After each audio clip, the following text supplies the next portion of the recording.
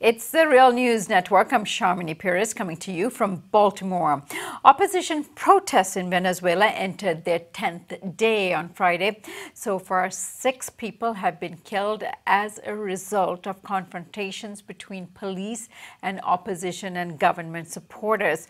Opposition leaders place the blame on the government. Government officials say that the deaths are the result of a variety of confrontations and that in cases where police officers were responsible, they have been arrested. Originally, the protests were aimed against the Supreme Court, which had invalidated the actions of the opposition-controlled legislature. When the court's decision was reversed last week, protests changed their focus and demands to an immediate presidential elections. The next regularly scheduled presidential elections, however, is not supposed to take place until the end of 2018. Joining us now from Caracas to talk about the recent events in Venezuela is Lucas Koerner. Lucas is a staff writer for VenezuelaAnalysis.com and is completing a master's degree at Venezuela's Institute for Advanced Studies, IDEA. Thank you so much for joining us today, Lucas. Great to be here, Sharmini. So, Lucas, give us a sense of what's going on the ground with these protests and who's largely responsible for the people that have been killed. Yeah, I think that it's important to give a breakdown of these deaths because, there's been a lot of misinformation in the media, and the opposition has basically been attributing all deaths to government security forces, when in fact it's a lot more complicated. If we look at the breakdown since the beginning of the week, we see that so far there have been 2 protesters that have been killed by authorities, and there have been district attorneys dispatched to investigate both those cases.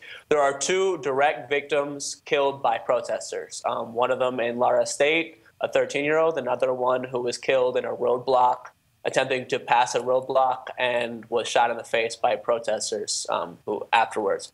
And then, and additionally, there was 1 bystander killed by authorities, Jairo Ortiz, who the police have been the officer has been indicted, has confessed, and indicted and jailed.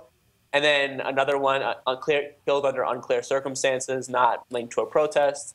And then another person who was killed indirectly as a result of protesters, a woman who suffered a cardiac arrest, attempting to reach a hospital, and she died because the ambulance could not get through the roadblocks.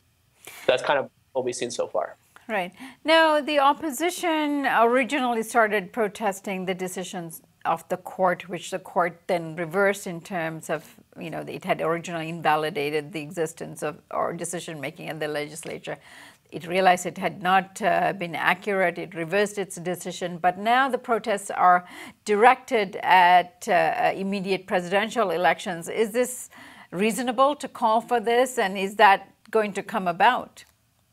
It's quite fascinating because on Sunday, Nicolas Maduro came out on his television program and he called for regional and local elections. And regional elections were actually supposed to be held last year, but the CNE postponed them in a rather dubious move, yet the opposition has not really, has been silent on it, surprisingly.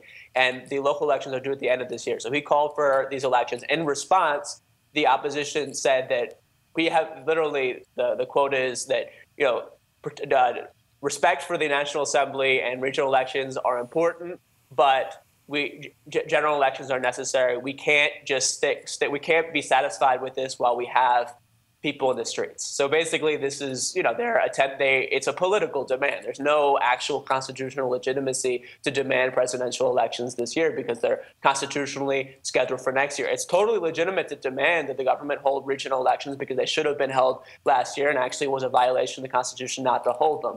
But nonetheless, the opposition just shows that they're not really interested in democratic procedure or in the Constitution, and they just want to oust Maduro, which they've been trying to do for the last, since he was elected in 2013. If we recall that the opposition refused to recognize the results of the elections, the presidential candidate at that time, Enrique Capriles, called on his supporters to, quote unquote, discharge their anger in the streets, and that led to several deaths and the burning of government medical clinics and other attacks.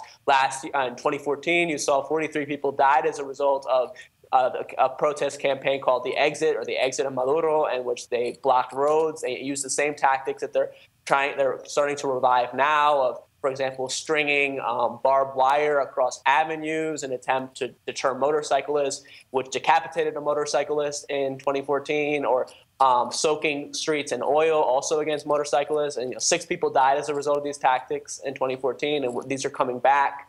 So, I mean, clearly there's a very undemocratic, violent bent to these protests. And, it can be illustrated with the hashtag that's actually circulating recently among opposition supporters that's elections no, liberty yes, which, is very extreme and, really baffles the mind of, if you're watching international media, you don't really get this image at all. Right. And Lucas, what happened to the recall referendum, the petition for the recall that they had posted last year? The recall it's a complicated issue because basically Venezuela is one of 2 countries in the hemisphere aside from Ecuador that has this procedure. In order to be able to enact it, you have to follow a very time-sensitive set of procedures that include basically collecting a certain number of signatures in order to basically 1% of the national electorate in order to simply start it, and then having to collect 20% of the electorate within a 3-day period. The problem is you have to begin the process very early because it can take 8 months, and if it doesn't happen, it didn't happen before January 10th of this year, the president actually cannot be revoked, and the vice president will just take over. So what happened was you saw that the opposition was dragging its feet very early on and was actually pursuing other options in attempt to, in fact, when the National Assembly was sworn in early 2016, literally a few days of being sworn in, they declared their objective ousting Maduro within 6 months, which is obviously impossible because, as I said, the procedure takes 8 months. They also attempted to pass an amendment to retroactively shorten the presidential term, which is also, it was declared unconstitutional and just doesn't make any sense, but you can't retroactively shorten a presidential term for a sitting elected president. So basically, once they got around to actually collecting the signatures, it was already rather late in the game. And admittedly, yes, absolutely, the government dragged its feet on many of these, the CNE dragged its feet on many of these procedures. And ultimately, you saw in the signature collection process, you saw over 53,000 fraudulent signatures, including 10,000 signatures from deceased people, several thousand from minors, some thousand just made up. So clearly that there was a lot of illicit practices on the part of the opposition, and mostly because they were just too preoccupied with looking for the fastest way to oust Maduro by, dubious means. And certainly there was feet dragging by the government because obviously they didn't want to have a recall referendum because they knew they'd probably lose it. Right. Now, a new poll that was released by the polling company Hinterlaces says that the governing coalition, known as the Grand Patriotic Poll, which includes the United Socialist Party of Venezuela and the Communist Party, among others, is still the country's most popular political force with 35% approval. Now, meanwhile, the opposition parties enjoy a 29% support, given all of the economic problems in Venezuela at the moment. Well, of course, they're experiencing inflation and food shortages. Why is the opposition still less popular than the governing coalition then? I honestly found this statistic quite astounding that in fact, the governing party has increased its popularity over the past few months. And actually, Maduro's popularity has increased, although it's still very low. It's 24%, but it's higher than it was in November at 18%. He's still more popular than Michelle Bachelet, Peña Nieto, and Michel Temer. So, I mean, it does say something that isn't reflected at all in the international media. But I think that it speaks to just the bankruptcy of the opposition, which really has no project for the country. It has no vision. All it attempts to do is oust Maduro violently, and then presumably implement neoliberal shock therapy, which is extremely unpopular and is not going to any way improve the situation. So it's quite fascinating that in the midst of a extremely severe economic crisis that that the governing party is actually more popular than most in a multi-party system than most parties. I mean, even in the Western world, if you look at most governing parties in Europe, you wouldn't say that they would have 30% support. That would be very strong, very significant. So it's interesting. And give us a sense of the credibility of Hinterlaces.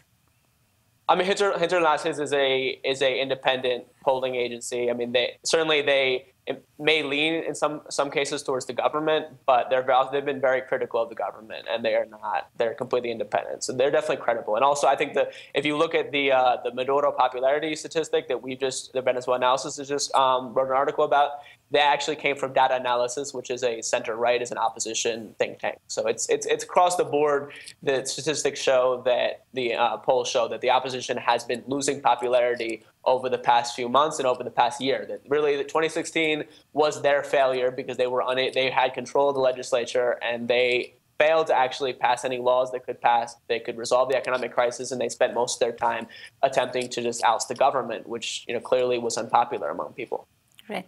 And speaking of popularity, the current disruptions to Easter week in Venezuela, which is usually a popular week to go on vacation or to go to the beach, and this is the beginning of spring, but summer for them in the sense that vacation period starts. Give us a sense of what the mood is like in light of all of these protests going on in the country.